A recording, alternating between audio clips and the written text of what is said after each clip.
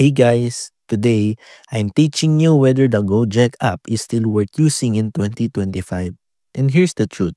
If you live in Southeast Asia, especially Indonesia, Gojek is practically a super app offering ride hailing, food delivery, courier services, digital payments via GoPay, movie ticket booking, even massage at home and car cleaning, all in one place.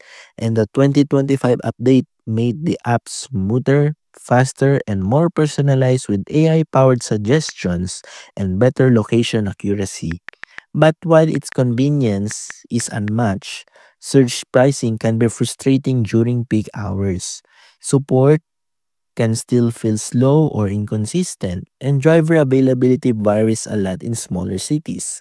Compared to Grab, Gojek is often cheaper, but Grab tends to have better loyalty perks and more premium options. So, if you want an all-in-one lifestyle app that handles most everyday tasks with a cashless ease, Gojek is still 100% worth having in 2025, especially if you're in a major city. Hit like if you use it, subscribe for more real reviews, and drop a comment on whether you're Team Gojek or Team Grab.